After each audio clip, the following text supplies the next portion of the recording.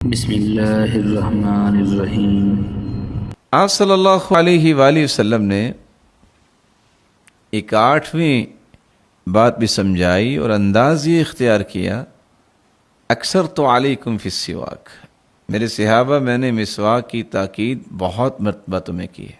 صحیح الجامع کی روایت ہے 571، بلکہ عبداللہ ابن عمر رضی اللہ تعالیٰ عنہ کی روایت ہے صحیح الجامع میں 4068، علیکم بالسواک فإنه مطیبۃ للفم مرضات للرب، مسواک کو لازم پکڑو کیونکہ یہ منہ کو پاک کرنے والی ہے اور رب تعالیٰ کو راضی کرنے والی ہے۔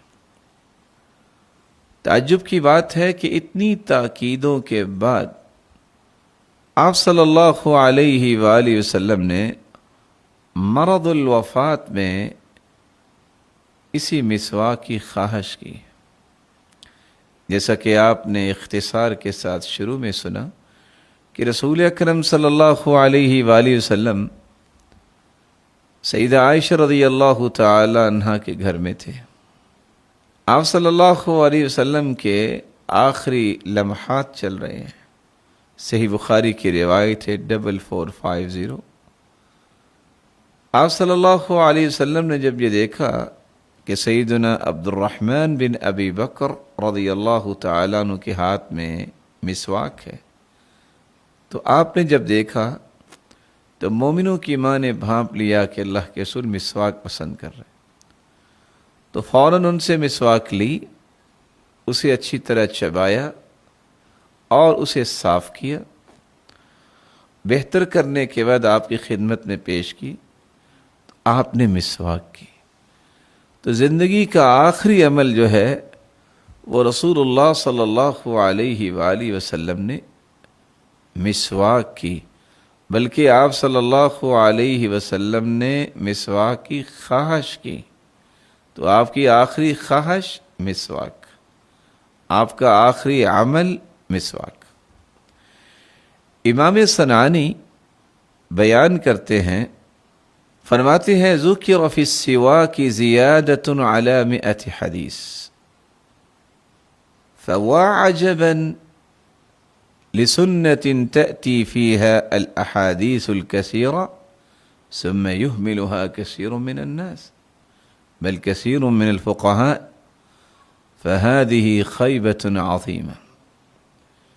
مسواک کے متعلق 100 سے زیادہ احادیث وارد ہوئی ہیں، لیکن کیسی عجیب بات ہے کہ اس کے متعلق اتنی زیادہ احادیث آنے کے باوجود لوگوں کی اکثریت اس سلسلے میں بہت غفلت اور کوتاہی کا شکار رہتی، بلکہ بہت سارے علماء اور فقہا بھی سستی کرتے ہیں۔ یہ بہت بڑا المیہ ہے۔ یہاں ایک بات سمجھنے والی ہے، ہم اس بات کے مکلف ہیں اور ہمیں یہ حکم دیا گیا ہے کہ ہم بات صرف وہ نقل کریں جو رسول اکرم صلی اللہ علیہ وآلہ وسلم سے صحیح ثابت ہے۔